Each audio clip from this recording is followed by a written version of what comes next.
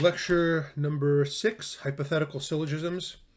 I am hoping, and I'm going to try my best, to make this lecture a little bit... The last lecture was short. I think it was only about 40 minutes, but I think there was a lot of material in it, and I gave you a bunch of kind of bonus material to help you work through it.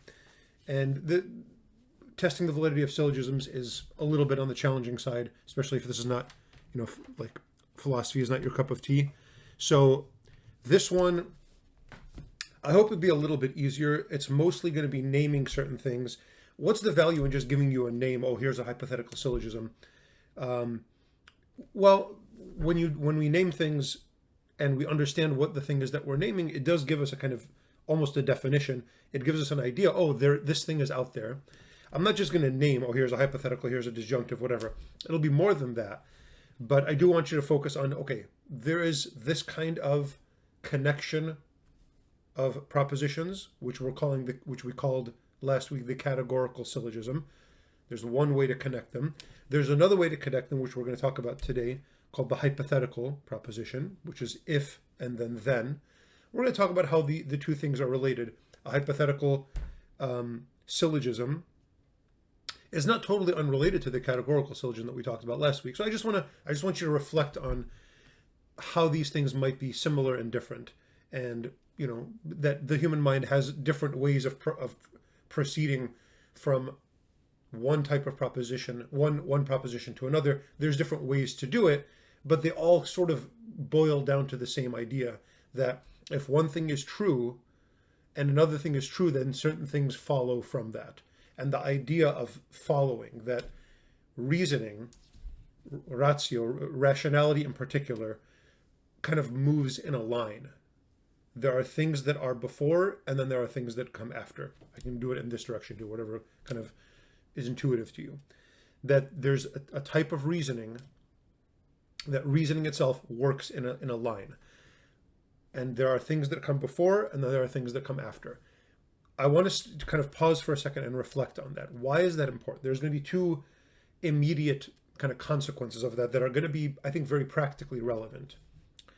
Number one, when you are organizing ideas, when might you organize ideas? You would organize ideas when you're writing a paper. And one of the sort of goals of this course is that you're able to write a paper well. We're going to talk about kind of practicalities of that when we get to the selections from this book. This is a really good book. I'm giving you PDFs of it. But if you want to pick up a copy of this, The Office of Assertion, it's basically a handbook in writing a really good college essay. And it's pretty short. I mean, it's only 100-something pages long. But what Scott Kreider does in this book is he applies classical logic. In fact, he even talks about the syllogism and things like that in this book. He applies, in fact, I just happened to open up here on page 24. There's the major premise, minor premise, and conclusion. So he's using what we learned to directly apply it to how to write an essay. So when you're writing an essay, that's an important time to organize your thoughts. And essays generally are going to work in a similar way to a syllogism. That here's my thesis statement, that's your conclusion. What is it that's required for me to prove this conclusion? Just apply what you know from the syllogism. Well, the conclusion has a minor term and a major term. What is it that connects these together? There's got to be some middle term somewhere. And so when you're making an argument in a college essay, that's a really kind of strong way to organize it. That here are, at the beginning you can sort of have an introduction. In this essay, I will blah, blah, blah. But how do you get to your conclusion? Well, in the middle, the body of the text is going to be kind of a proof. And the way you prove it really is basically a kind of extended syllogism. That these are the premises. In order to prove this conclusion, this is the stuff that I have to show is true. And so you have your premises. When you have your conclusion, you can peel it apart. You have your middle term, you have your premises. And then once you have your premises, well, you have to show that your premises are true. And so here's my argument that premise one is true. That the major premise is true. Here's my argument that the minor premise. You don't have to say that in the paper, but it's just a way to organize your thoughts. If you don't consciously or unconsciously do that, your paper is going to be very meandering. You're just going to be sort of saying words just to fill up space. And that's going to be miserable for you to write, and it's going to be miserable for somebody to read. And it's going to be just kind of a pointless exercise of putting words on a piece of paper. You're not going to get anything out of it. The professor's not going to enjoy it at all. And it was just a waste of everybody's time. Forget about college. However, forget about papers. That's just going to be relevant to college.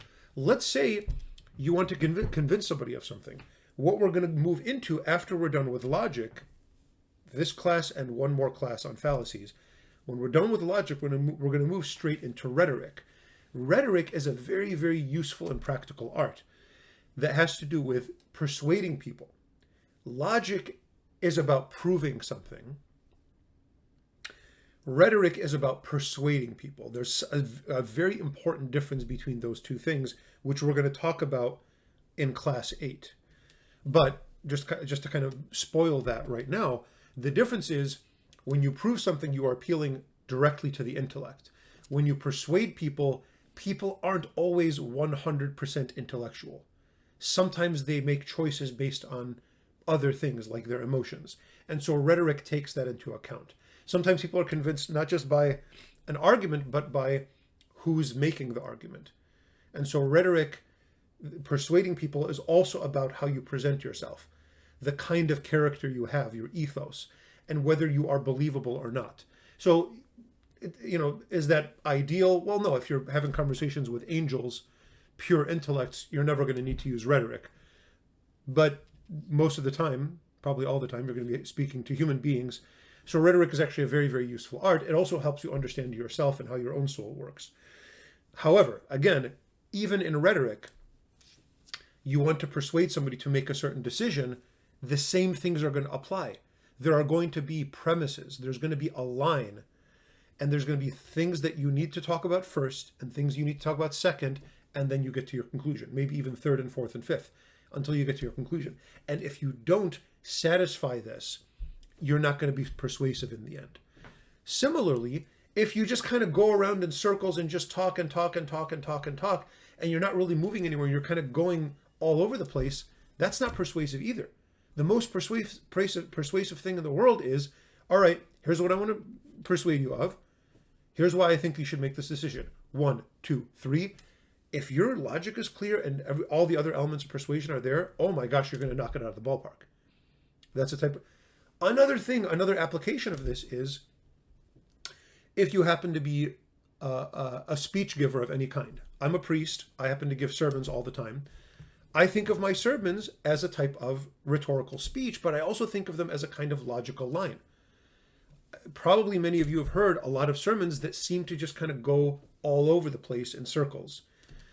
That's the fault of the philosophy professors of those priests not teaching them how to think in a straight line.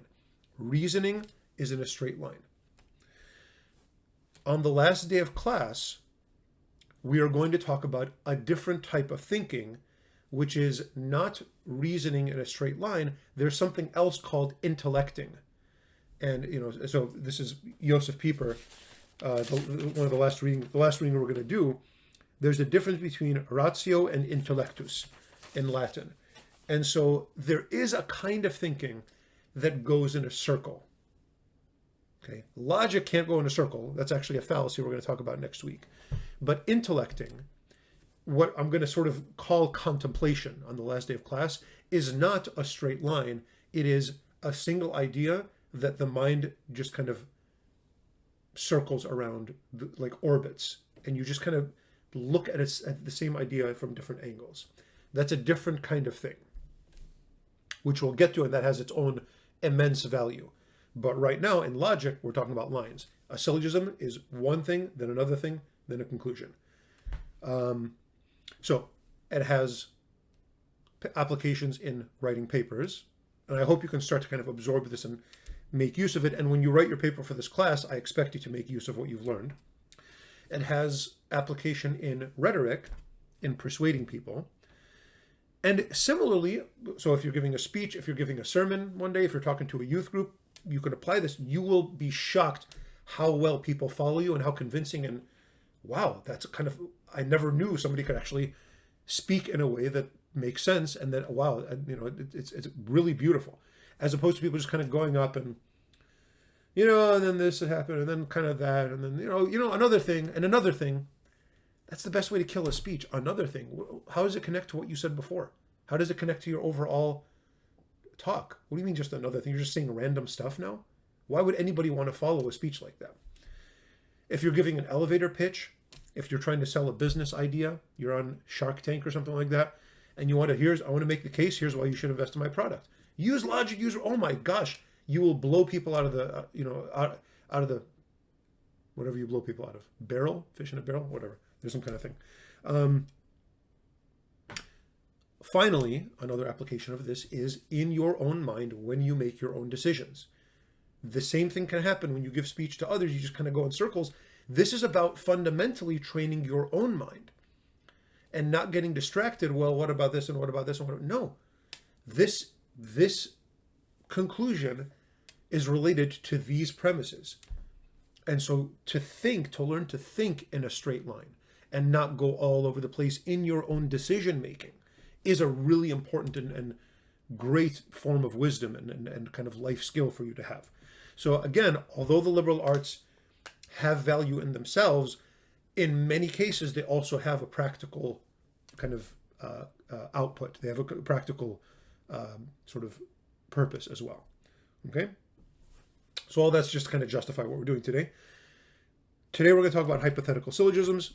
Again, I want to mainly name these things, and then we'll talk about how they work, and then there's going to be issues of validity and invalidity. It's going to be a lot easier than what we talked about last class. So I hope it will be, at least. Okay. Number one, what is a hypothetical proposition? How can you reduce one to a categorical proposition? Page 164.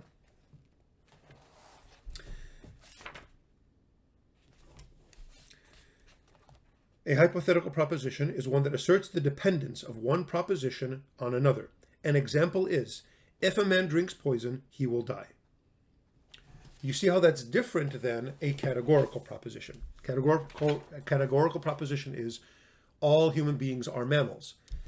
A hypothetical, so just think of the word hypothetical, if somebody drinks poison, then that person will die. So it's asserting not just that one thing is another. It's asserting that one fact will follow another fact. It's asserting causality, almost sort of, maybe it can be a little more precise. It's asserting efficient causality between one thing and another. Not always. There can be hypotheticals with other types of causality, but if you think of it as, we use the word because as the middle term, here it's kind of embedded. If a man drinks poison, he will die. That is a hypothetical proposition, as opposed to a categorical proposition. Now, let me just get to the second question really immediately. How do you reduce a hypothetical proposition to a categorical proposition? You just have to kind of rephrase it. Understand what it's saying. If a man drinks poison, he will die. You can say, those who drink poison die. That makes it a categorical proposition. So you're able to rephrase them. Why would you want to? I don't know. Sorry, I lost focus. It might be useful for some reason. You might want to sort of, maybe in your mind, for your way of thinking, you prefer if-then statements. You prefer those to the syllogisms we talked about last week. So there are ways to kind of go back and forth between the two. Sister Miriam actually does a pretty good job in this chapter, and I hope you're still doing the reading. It's pretty short and sweet, and it's pretty valuable, and I don't go through everything that she does in this book. But what might make somebody more prone to thinking in terms of if-then? One of them, which is quite relevant and kind of practical right now, is if you are interested in computer programming. Computer programming, I've learned a couple of computer programming languages way back when I was in high school. I don't think any of those languages are still used anymore. But when you're programming when you're writing a computer program, basically everything you're doing is an if-then statement. And you're telling the computer, if the input is this, then do this. So if the person clicks OK, then you do one thing. If the person clicks cancel, then you do another one. So if-then statements are really the foundation of all computer programming. And if you kind of understand how they work, you'll be able, this is kind of the basis for everything. Now, because of that, a lot of what we're going to talk about today is going to seem like just really common sense. Like, okay, obviously this is true. Why are we even going over it? Again, it's to take something that the mind naturally already does and to make it explicit. Okay, so that's a hypothetical proposition. So that's a name that I'm giving. An if-then statement, I'm naming a hypothetical proposition. How can you reduce them to a categorical proposition? Just sort of be able to do that. It's a kind of intuitive process. The second thing that I want to name is a disjunctive proposition. What is a disjunctive proposition? 167. Bottom of that page. A disjunctive proposition is one which asserts that of two or more suppositions. The one which asserts that of two or more suppositions, one is true. It's an either-or proposition. So a hypothetical proposition is if-then. We're going to talk about how those work. A disjunctive proposition is an either-or. It's disjoining them. It's either this or that one. Okay? So that's two names that you've learned so far. Okay? Take a little note on my paper. Okay? So far, so good. Nothing really other than just naming things right now. Now let's see what we can do with these types of proposition. Go to page 175.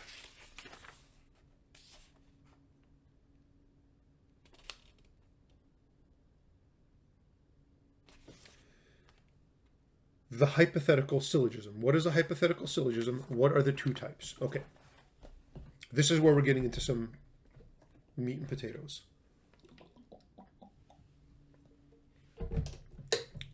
There are two types of hypothetical syllogism. The pure hypothetical syllogism and the mixed hypothetical syllogism. Those are the two types. What is a hypothetical? Well, what is a pure hypothetical syllogism? Here's an example. If goods become scarce, prices will advance, other things being equal. If prices advance, our savings cannot buy as much as at present. If goods become scarce, our savings cannot buy as much as present. It's purely hypothetical. Why is this purely hypothetical? Because everything that you've said, all three of those, are just an if-then. If this, if this, if this, if this. So it's a purely hypothetical. A mixed hypothetical syllogism. I'm going to get to the bottom of 175 in a second. Where's a mixed? Oh, why does she do it this way? Okay, I'll just follow her. That's fine. The mixed hypothetical syllogism, bottom of 175, is extensively used. That's correct. The major premise is a hypothetical proposition, and the minor premise is a simple proposition. So why is this mixed? You have a hypothetical proposition. You have. Let me see if there's an example. Okay, go to page 176, bottom half of the page.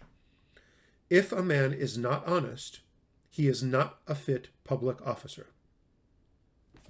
That's a pure hypothetical proposition. If a man is not honest, he is not a fit public officer. Look at the second line. This man is not honest. That is a categorical proposition. So what are you doing? You're mixing a hypothetical with a categorical. When you do that, you get to make a conclusion. Therefore, this man is not a fit public officer. Look what just happened. Look what just happened. A pure hypothetical syllogism does not have a conclusion. It just remains in the domain of if. If, it just stays as if. you don't get to make a concrete conclusion, this is a fact, unless you assert with a categorical proposition. So if this man is not honest, he is not a fit public officer. This man is not honest. You are stating a fact, not just an if. It's no longer theoretical. It's no longer possible. You're saying this is the case. And because you do that, you get to make a conclusion. She is saying, and very correctly, there are two ways. So what is a hypothetical syllogism? An if-then syllogism.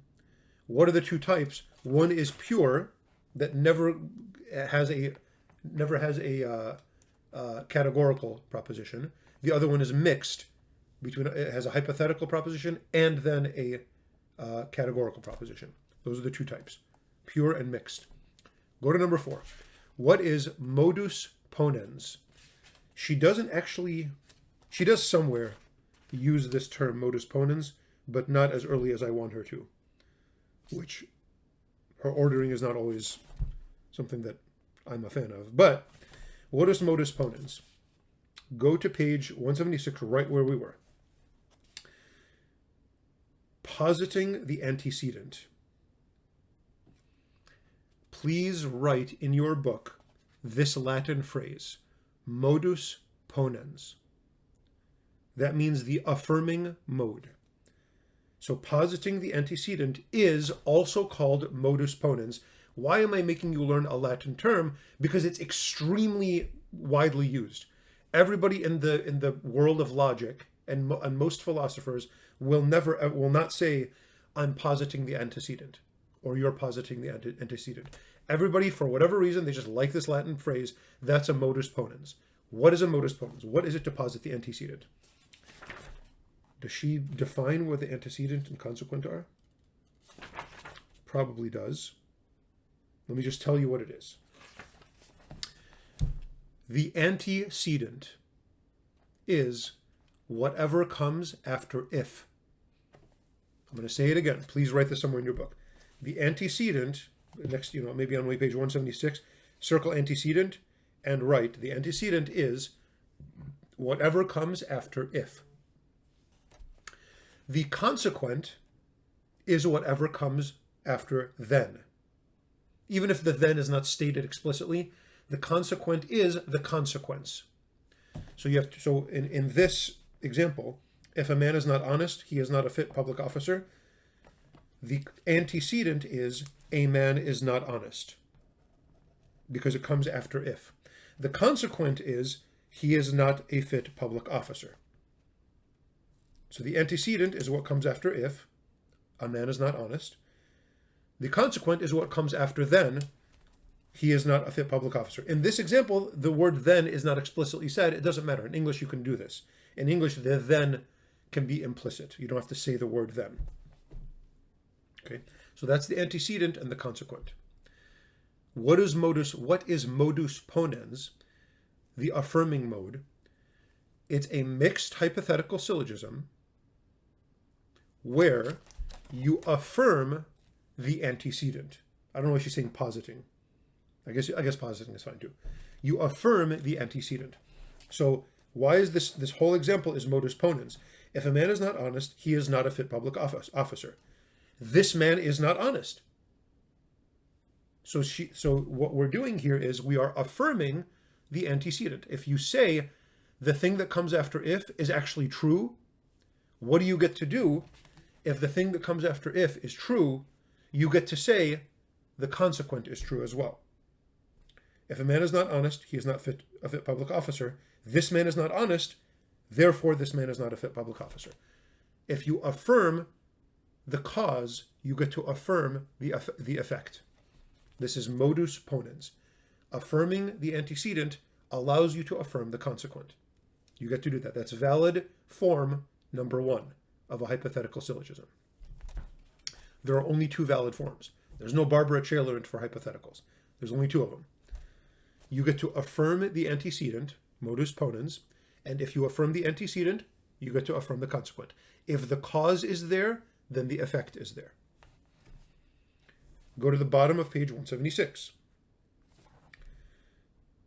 Please, next to where it says example, sublating the consequent. Number 5 says, what is modus tollens? Please write modus tollens next to that example. Sublating the consequent, denying the consequent. I don't know why she has to say sublating. Denying the consequent in Latin is called modus tollens.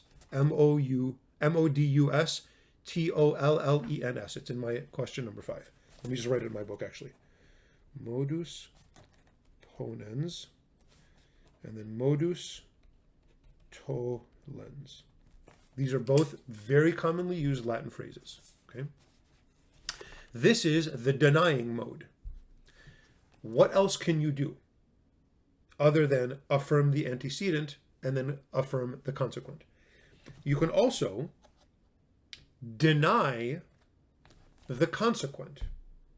What is the consequent? It's what comes after then. If all students were equally competent, each would acquire the same amount of knowledge from a given course. That's a long, I don't know why she does this way. But each does not acquire the same amount of knowledge from a given course. Therefore, all students are not equally competent. That is a mouthful.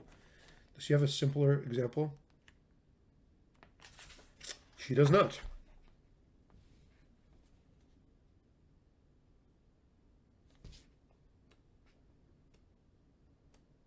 I don't like that.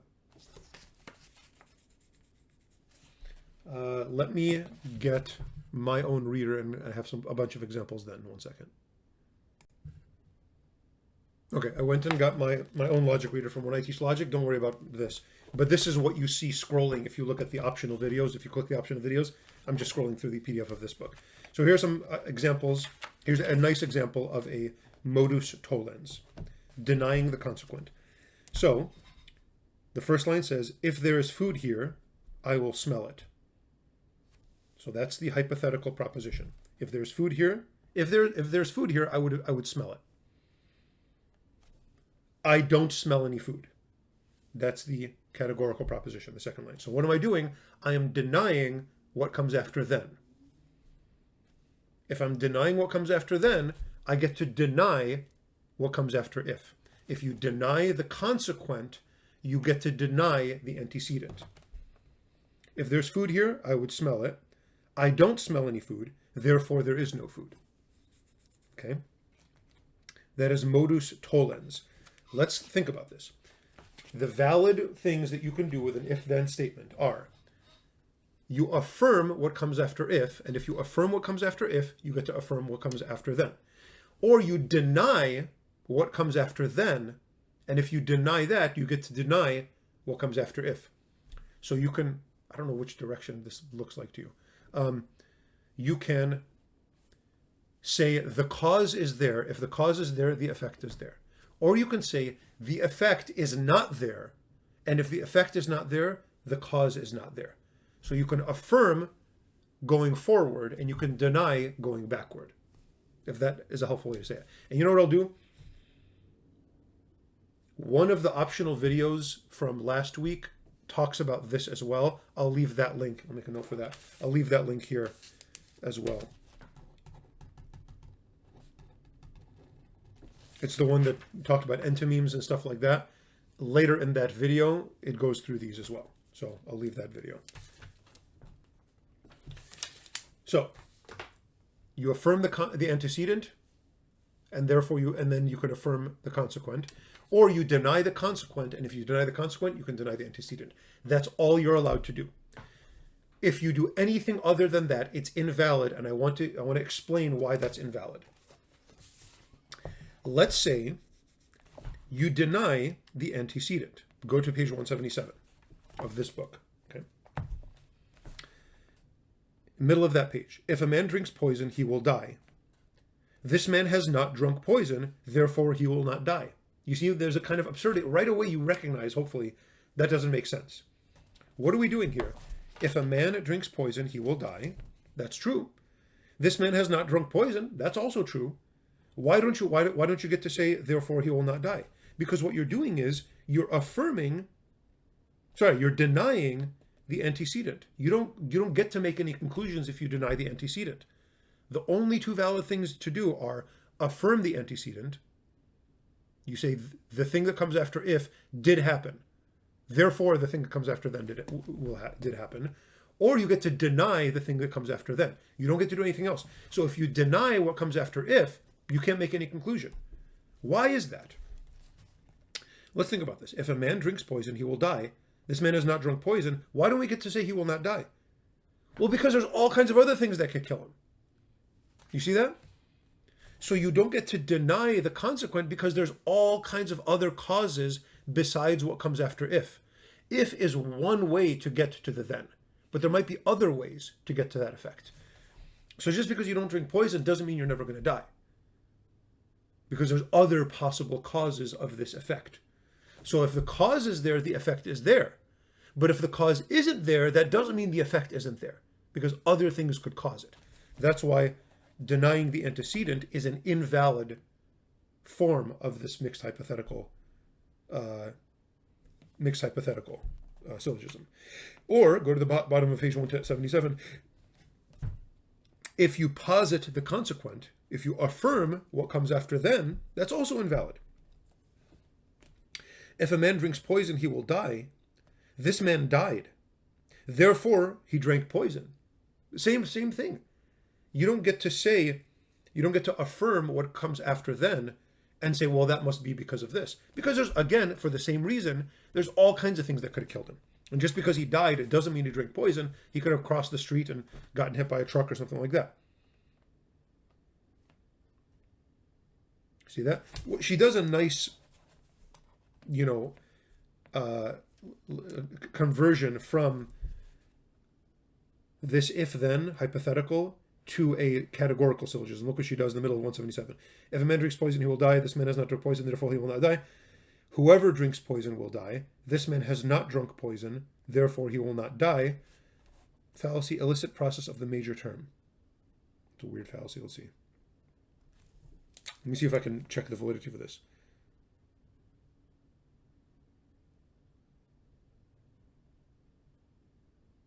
Will die. A, E, E, and what is the middle term? Drink poison. Yeah, so this is a first figure AEE, and a first figure A Barbara Chalerant. Yeah, first figure AEE is invalid. Yep. So I just used Barbara Chalerant to check the validity of this, and it's invalid. So it's AEE, first figure, Barbara Chalerant. For this to work, this has to be an EAE, not an AEE. Neat, huh? I think it's neat.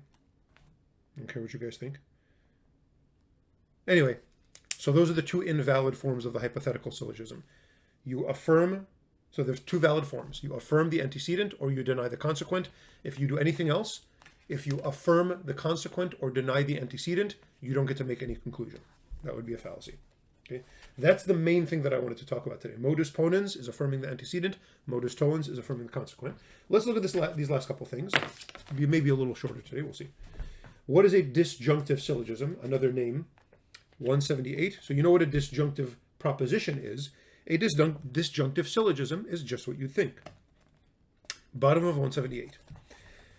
This is a syllogism in which the major premise is a disjunctive proposition and the minor premise is a simple categorical proposition, positing or sublating one of the two alternatives. The two valid ways, this is going to look very familiar. There are two moods of the disjunctive syllogism, ponendo tollens and tollendo ponens. So in more Latin terms, these are actually less common. It's weird that she used these that are not as common as the ones I gave you. Ponendo tollens, in which the minor premise posits one alternative and the conclusion sublates the other. So here's one thing you can do with a disjunctive syllogism. This woman's long unheard from husband is either living or dead. He is living, therefore he is not dead. Okay, that's valid. He's either, so where's the disjunct, is when you call it either this or this. I don't know why she has to do these long phrases. It makes it confusing. Jim is either living or dead. He is living, therefore he is not dead. That's pretty intuitive, pretty easy. Ponendo tollens, that's one valid type. You affirm one of the alternatives. Or tollendo ponens, in which the minor premise sublates one alternative and the conclusion posits the other. The soul is either spiritual or material. The soul is not material, therefore the soul is spiritual. So what can you do? You can either affirm one of the either-ors and deny the other, or you can deny one of the either-ors and affirm the other. And she gives these nice Latin names, ponendo tollens or tollendo ponens.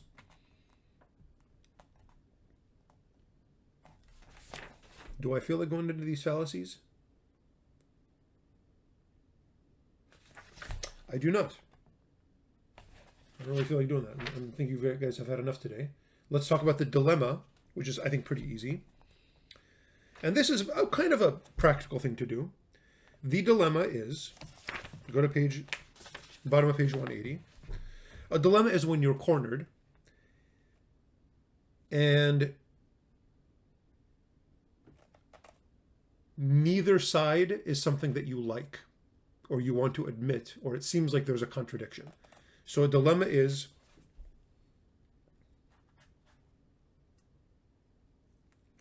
I think she gives the classical, does she give it? I think I saw it somewhere. There's the classical example of the dilemma. Let me find it in the book. I'm pretty sure it's in here. Okay, found it. If you go to bottom of page 185, the very bottom, this is a very, very classic example of a dilemma. An Athenian mother sought to dissuade her son from entering politics by means of the following argument. My son, she said, if you act justly, your fellow politicians will hate you. If you act unjustly, the gods will hate you. But you must act either justly or unjustly, therefore you will be hated in either case. So that's a very classical way to form a dilemma. One way to do a dilemma is you have the either or, so it's this disjunct that we talked about, and they both lead to the same bad conclusion. Or you have an either or and they both lead to different but still bad conclusions. They both are either absurd or impossible or like things that you don't like, you don't want. So in this case, nobody wants to be hated. You say, well, if you are just, the other politicians are going to hate you because all of them are unjust, is the implication. Or if you are unjust, then the gods will hate you. Well, you don't want to be hated either way. Well, just don't go into politics. That's her conclusion. There are three classical ways out of the dilemma. The first one is on page 182. One way to get out of a dilemma is take the dilemma by the horns. You see number 1, bottom of page 182. This method of attack is used when the major premise is false, that is when the nexus affirmed between the antecedent and consequent is the major premise does not hold. Why does she have to be so nerdy? Okay.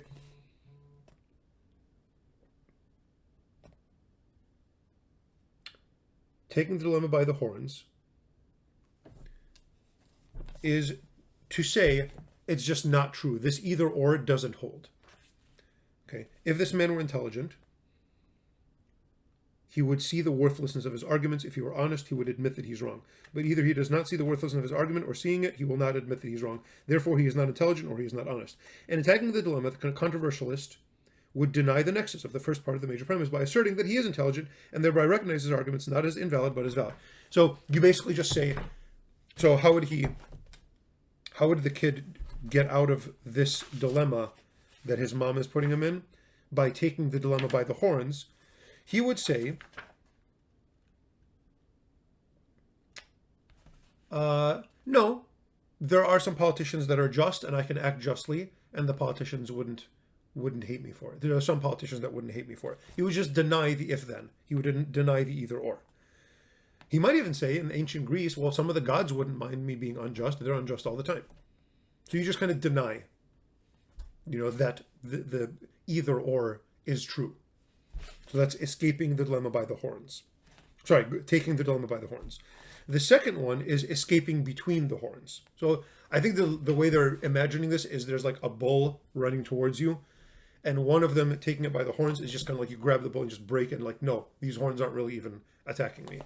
The other one is escaping between the horns. I just imagine somebody diving between the horns of a bull and kind of landing on the other side. That's my imagination. What you do is you find a third possibility.